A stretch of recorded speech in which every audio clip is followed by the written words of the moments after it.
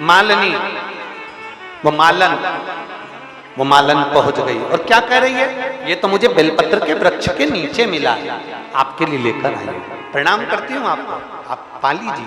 शंकर जी से कह रही है, आप पाओ पाओ।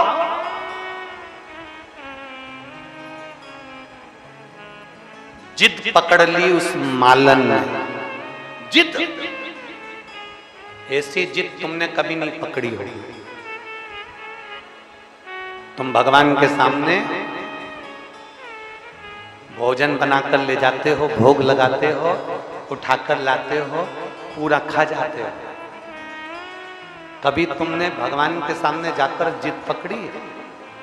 ए कन्हैया, ए मेरे राम जी, ए मेरे ठाकुर जी, ए मेरे भोलेनाथ जी, ये लेकर आई हूं, खाना तो पड़ेगा, जब तक नहीं खाओगे तब तक मैं भी नहीं खाऊंगी। जिद जिद होती है।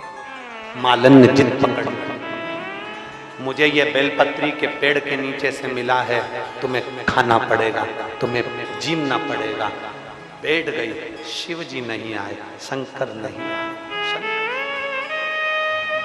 माली ढूंढने के लिए निकला, माली ढूंढने के लिए निकला। माली को लगा मेरी पत्नी कहां रह गई, आज दिन भर से नहीं दिखी, दिन भर की कब की गई मंदिर में गया माली। माली ने देखा कि पत्नी भगवान शंकर के शिवलिंग से लिपट कर बैठी थी और सामने प्रसाद रखा हुआ था और कह रही है कि खाओ पाओ, खाओ पाओ, बार बार कह रही है। पति ने उसको जगाया, बावरी हो गई है, तू क्या पागल हो गई है, चल उठ चल। पत्नी कहती है नहीं, जब तक ये नहीं पाएगा तब तक मैं जाऊंगी नहीं। शिवलिंग को लपेट कर रोती रही, बाबा आना पड़ेगा, खाना पड़ेगा, बाबा आना पड़ेगा, खाना पड़ेगा। अब तो बाबा था, कभी अपने असली स्वरूप में मेरा बाबा नहीं आता। किसी साधु के वेश में, किसी साधारण के वेश में, किसी सन्यासी के वेश में, किसी स्त्री के वेश में, किसी पुरुष के वेश में, किसी बच्चे के वेश में, किसी दूसरे के वेश में मेरा बाबा आ जाता है।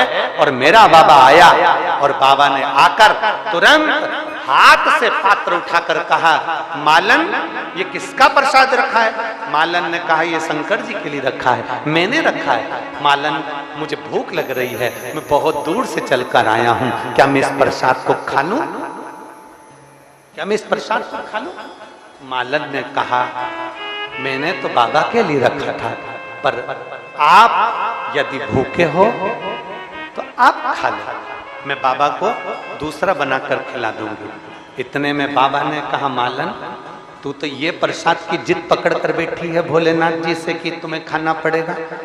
मालन कहती है जिद मैंने पकड़ी है, पर भूख तुम्हें लग रही है ना, इसलिए तुम इसको पालो, पथिक हो, खाकर तुम जाओ, मैं बाबा से बात कर लूंगी।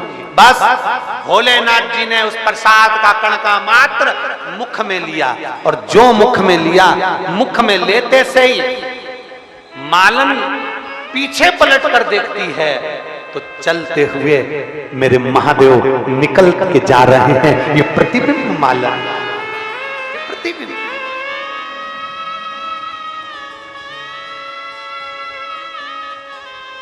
आंख से आंसू बहते हैं, बचा हुआ प्रसाद मालन खा लेती है।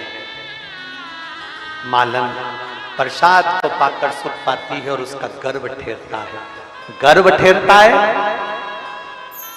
एक बेटी जन्म लेती है जिसका नाम मालनी होता है।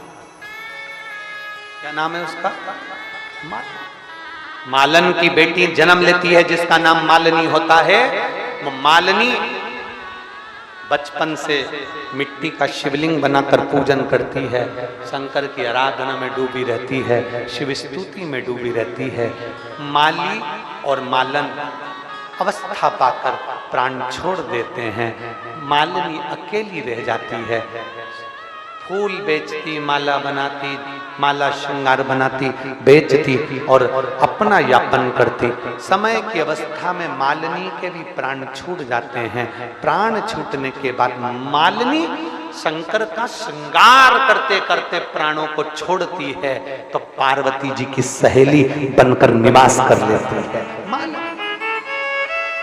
पर पूर्व के समय का जो भान था, पूर्व के समय का जो ज्ञान था, मालिनी पार्वती जी की सहेली तो बन गई, शंकर जी की आराधना में डूब गई, शिव की स्तुति में डूब गई, पर मालिनी आज शंकर की स्तुति में डूबी थी और डूबी डूबी एक दिन जल भरने के लिए सरोवर में जाती है, शिव के पूजन के लिए। क्या देखती है कि अपने प्रतिबिंब को देख लेती है जल में। जो जल में प्रतिबिंब देखा, देखकर सोचती है कि मैं तो सुंदर नजर आ रही हूं, मैं सुंदर दिख रही हूं।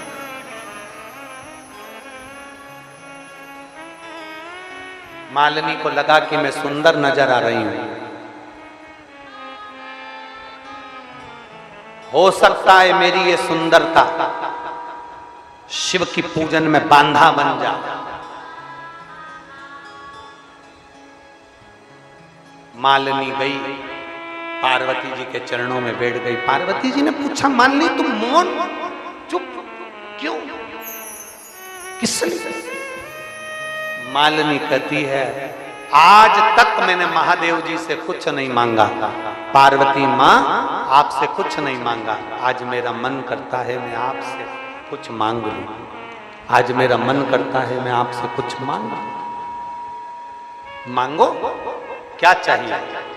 पार्वती जी मुझे हाथी का मुंह लगा दो, मुझे सुंदर नहीं बनना है, मेरे को हाथी का मुख लगा दो। मालिनी को समझाया पार्वती जी ने, पर मानी नहीं। पार्वती जी ने मालिनी का हाथी का मुख लगा दिया। पार्वती जी की एक सहेली का वर्णन आता है मालिनी का, जिसका गजमुख है।